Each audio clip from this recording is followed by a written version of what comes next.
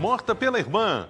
Jovem que cometeu o crime teve surto psicótico. Nova lei restringe o uso de celulares nas escolas. De acordo com o relatório de 2022, 80% dos estudantes brasileiros ficaram distraídos nas aulas de matemática por usarem celular e outros dispositivos. Aluguel mais caro. Capital catarinense fecha 2024 com o segundo aluguel mais caro entre as capitais do país. Alerta global. Saiba como se prevenir do metapneumovírus, doença respiratória que provocou aumento do número de internações na China. Destino de férias. Conheça as belezas do Chile, país sul-americano com voos diretos da capital catarinense.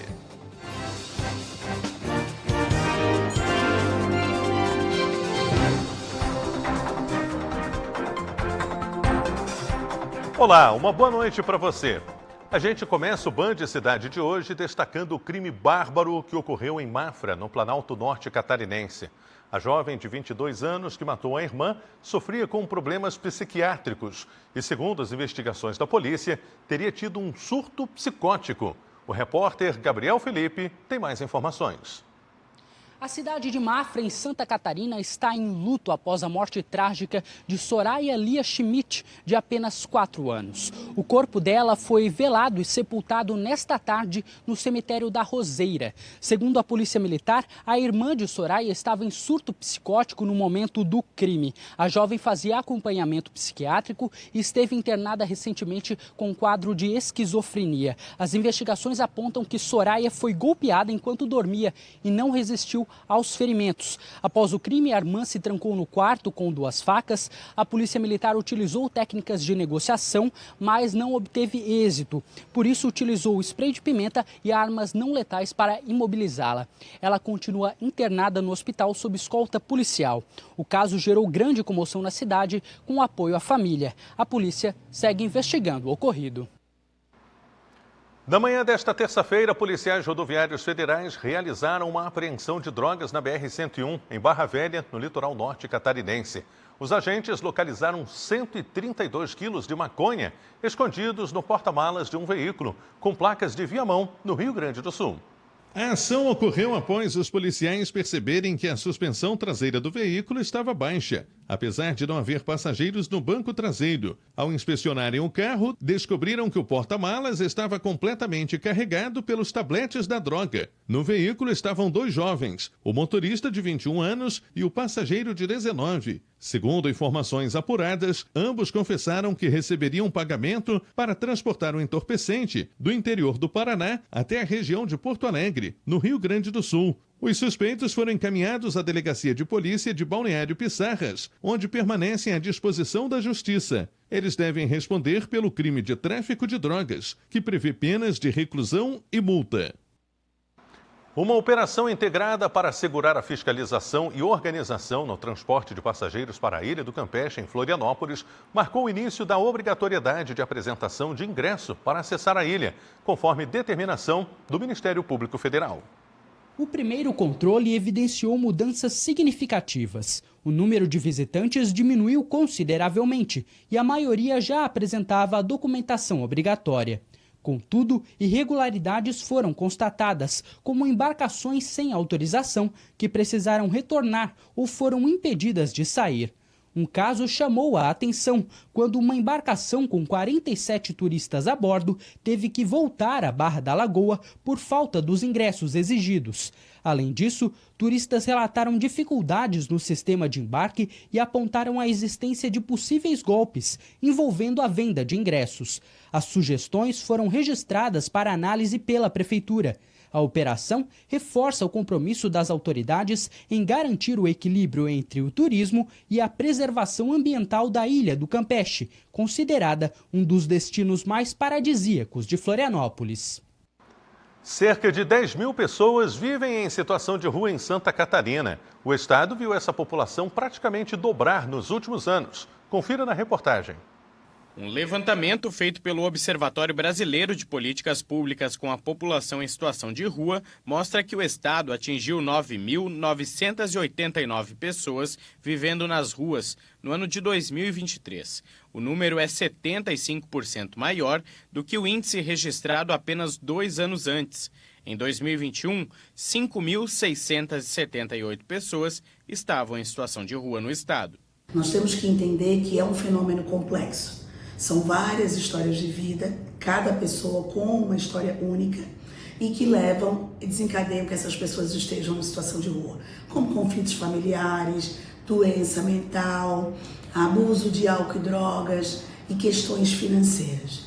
O aumento dos números pode estar relacionado com o fortalecimento do CadÚnico, registro nacional através do qual essas pessoas têm acesso a políticas públicas sociais, mas também reflete a ausência ou insuficiência de algumas políticas, como aponta essa pesquisadora. Os centros de acolhida eles foram pensados para ser um instrumento, para oferecer um acolhimento, um lugar para dormir, um lugar para tomar banho, para comer, temporário, em que essas pessoas podem ficar durante um tempo, mas que ele precisa ser amparado por políticas de habitação, trabalho, educação, para que o serviço de acolhimento seja temporário e essa população possa ter portas de saída. No Brasil, os números cresceram cerca de 25% em todo o país. Em dezembro de 2023, havia 2.601.653 pessoas vivendo nas ruas. Em Santa Catarina, 8º estado com a maior população, a maior parte das pessoas em situação de rua são brancas, 61%. Quando falamos em idade, a maioria tem entre 18 e 39 anos. No Vale do Itajaí, são cerca de 2.800 pessoas vivendo nessa situação. A seguir tem a previsão do tempo para todo o estado. Será que o calor continua em Santa Catarina? E ainda sancionado o projeto de lei que restringe o uso de celular nas escolas. Voltamos já já.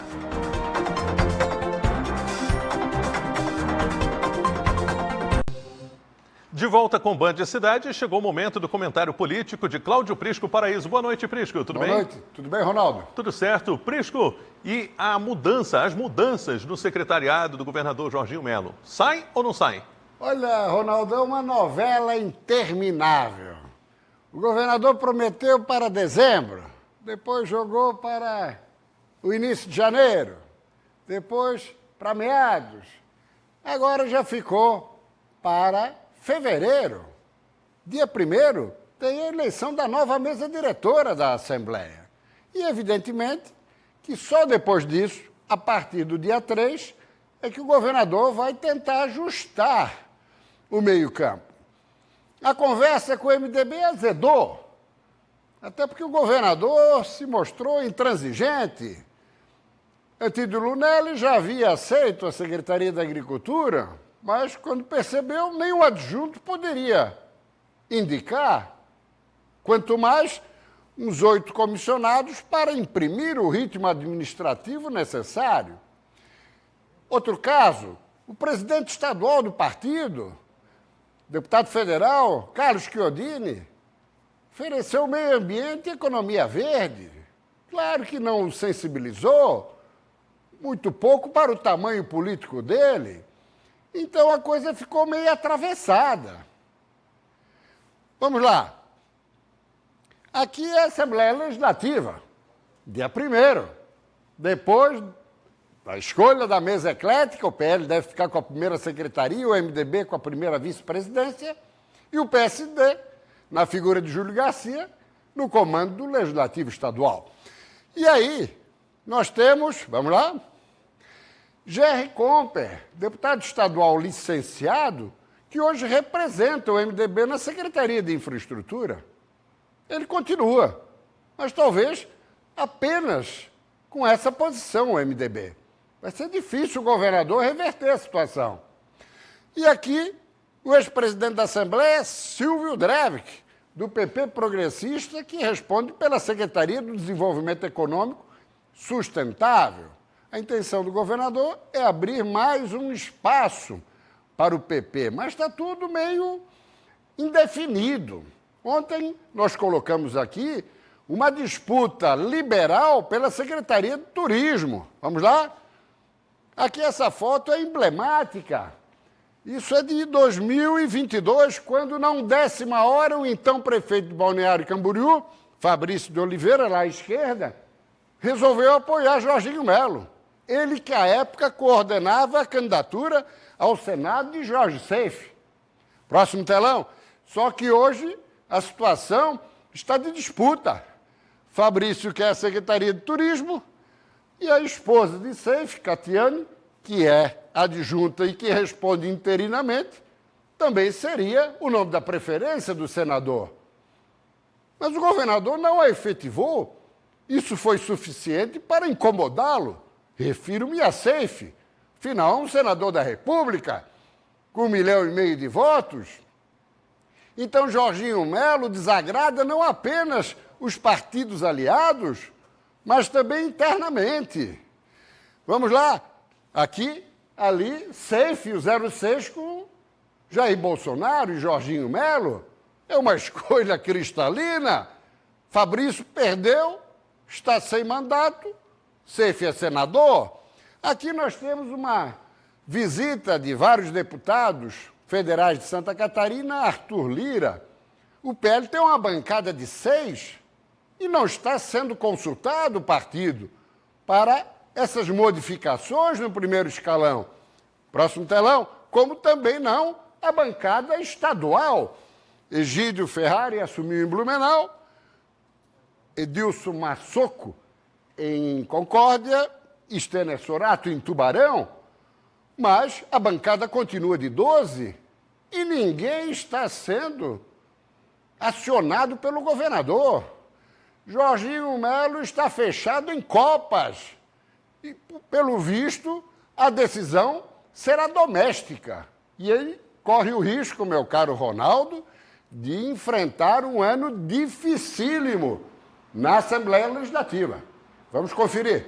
Valeu, Prisco. Obrigado pelas Até informações. Até amanhã. Todos os dias você confere o comentário político de Cláudio Prisco Paraíba. As obras de recuperação da SC 477 entre Timbó e Benedito Novo seguem em ritmo acelerado pelo programa Estrada Boa.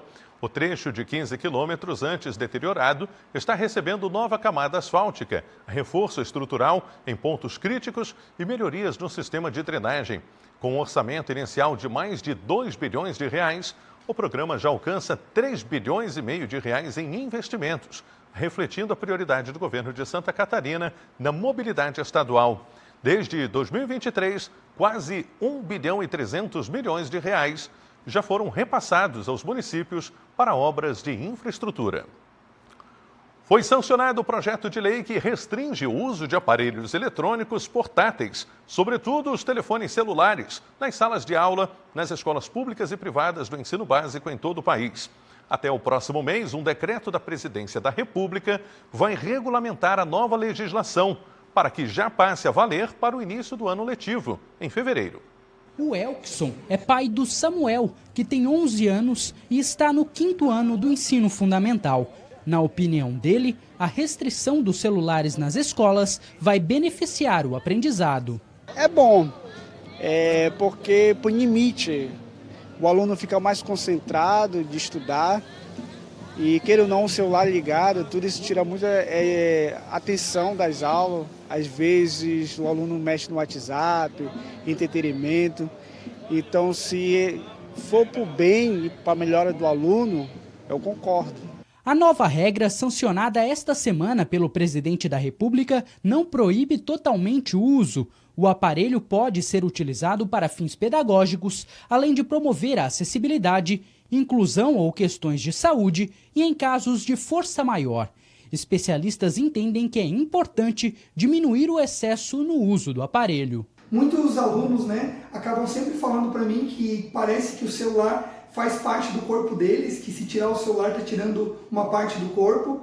E há um excesso do uso de celular realmente na sociedade, não só ali para os nossos jovens, mas para nós enquanto adultos também.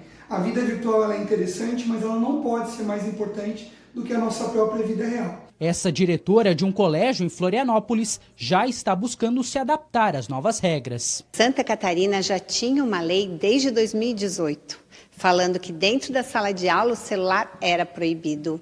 E a grande maioria sempre cumpriu, E agora não, agora nós temos uma lei federal que diz que nenhum espaço da escola é permitido o uso do celular.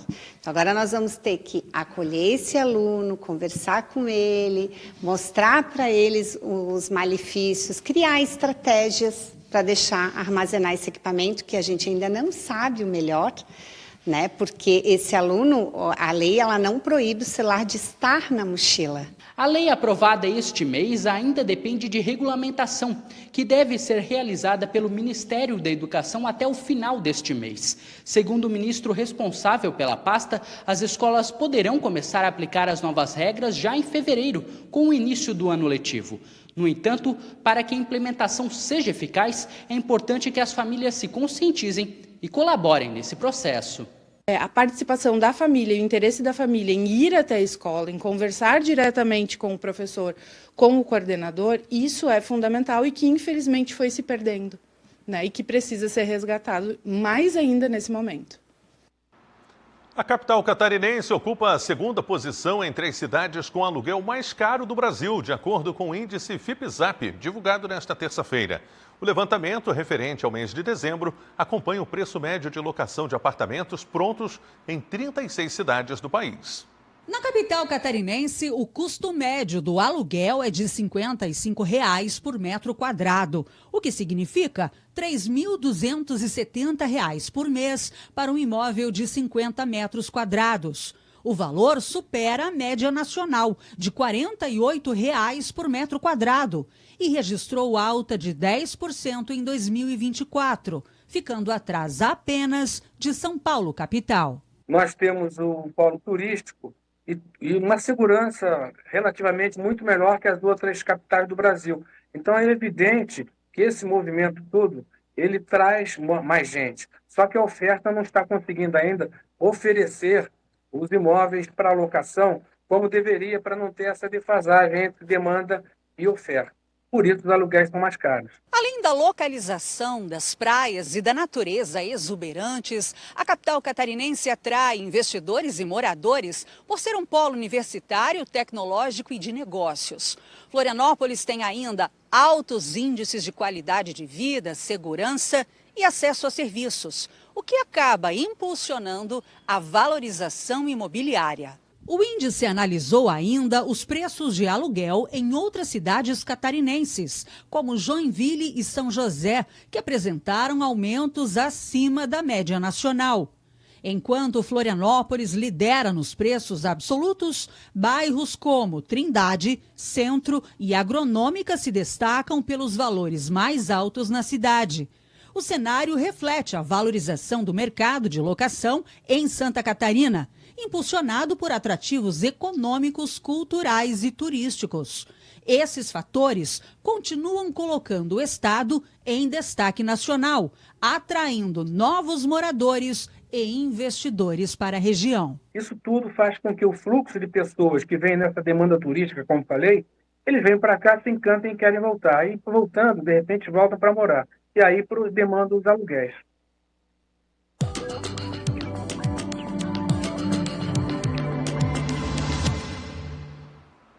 A massa de ar seco, também chamada de sistema de alta pressão atmosférica, segue a influenciar o tempo em todo o estado. A quarta-feira vai ser bem parecida com o dia de hoje.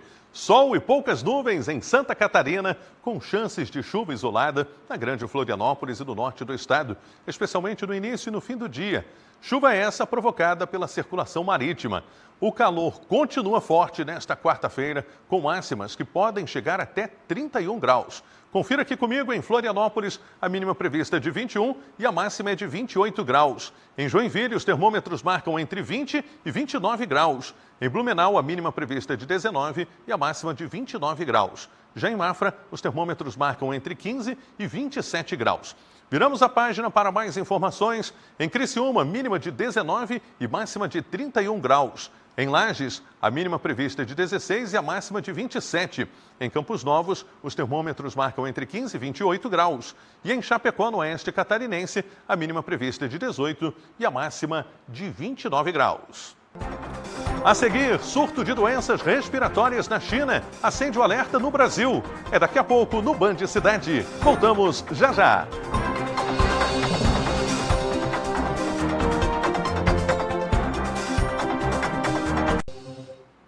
Nas últimas semanas, o mundo inteiro tem acompanhado com temor as notícias sobre o surgimento de um novo vírus respiratório na China. A doença tem provocado um aumento no número de internações por complicações respiratórias. Mas especialistas alertam que, por enquanto, não há motivos para preocupações. Confira na reportagem. O inverno no hemisfério norte tem sido marcado pelo aumento nos casos de doenças respiratórias. Na China, as infecções provocadas pelo metapneumovírus aumentaram e os casos de internações também. O surgimento de um novo vírus respiratório gerou preocupações no mundo inteiro. Seria o início de uma nova pandemia? Voltaríamos com o distanciamento social? Por enquanto, a Organização Mundial da Saúde descartou a possibilidade de uma nova pandemia, como a de Covid-19, que teve início há exatos 5 anos. O metapneumovírus foi identificado em 2001, na Holanda, e registrado pela primeira vez no Brasil em 2004. Desde então, tem sido acompanhado de perto pelas autoridades sanitárias. Os sintomas são parecidos com os de um resfriado comum. É um vírus respiratório, assim como a gripe, o Covid, né, o vírus essencial respiratório, que causa doença infecciosa viral respiratória nos meses de inverno.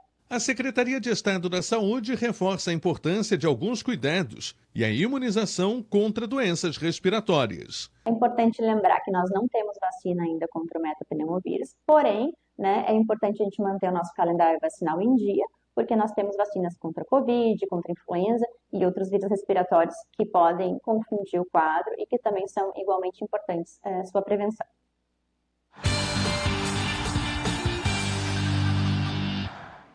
O Avaí está na reta final da preparação para estrear na temporada. Nesta segunda-feira, o treino foi um pouco mais descontraído, com a presença de torcedores. Olha só.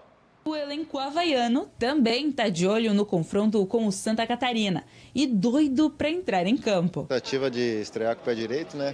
Poder fazer uma vitória já diante do torcedor, fazer o primeiro contato também com a torcida. Fizemos uma boa pré-temporada, estamos entendendo bem o conceito e a filosofia de jogo do Enders, os que ficaram já entendem.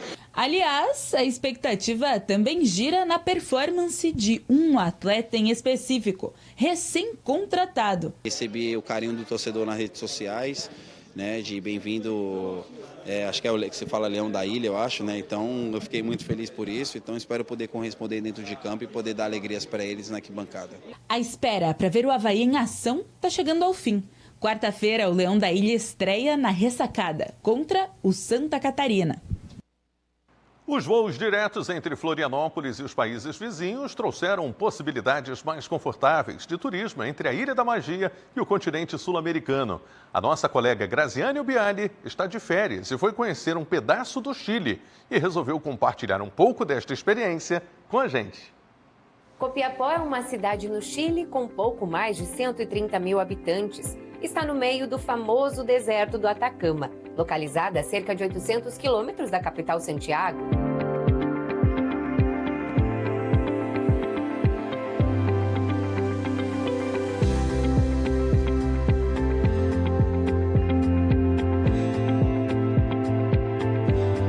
Essa é a praça central da cidade de Copiapó, no Chile, conhecida como a Praça das Armas. É assim que eles chamam aqui. Então ela fica bem localizada no centro da cidade. Tem também ao lado a igreja e a prefeitura, o governo dessa cidade que fica no meio do deserto do Atacama. Isso mesmo, é uma das regiões do deserto do Atacama. E aqui o que a gente percebe, apesar de ser meio-dia, esse é o horário agora que nós estamos gravando essa reportagem, a movimentação por aqui é muito tranquila, né? E é bem o ritmo da cidade, uma tranquilidade. Tem crianças brincando aqui no gramado, famílias, pessoas ainda se deslocando, né, por conta de ser horário do almoço. E é isso que a gente vai mostrar para vocês. Para onde se olha, é possível ver as montanhas do Atacama. E apesar de ser uma paisagem árida, com pouca vegetação, aqui a riqueza está na terra.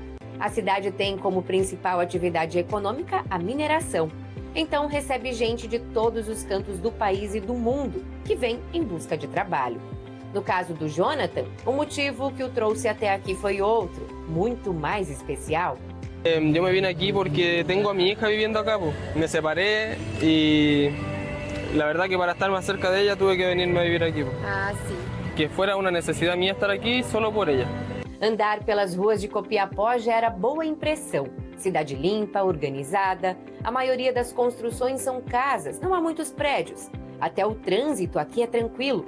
E apesar de estar no deserto, algumas plantas e flores dão um colorido especial. A cidade ficou conhecida mundialmente em 2010 após o acidente na mina San José, quando 33 trabalhadores ficaram soterrados depois de um desmoronamento. Os trabalhadores foram resgatados com vida 69 dias depois do acidente. E hoje, a estrada que corta o deserto faz uma homenagem a eles, o Circuito dos 33. Para os catarinenses, chegar a Copiapó agora está mais fácil. Tem voos que partem de Florianópolis direto para Santiago. Aí é só fazer uma escala para Copiapó, que aqui serão bem recebidos.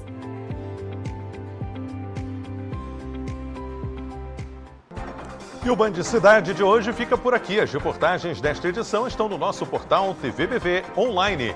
Vê aí as notícias do Brasil e do mundo no Jornal da Band. Obrigado pela sua audiência, uma ótima noite, um forte abraço e até amanhã.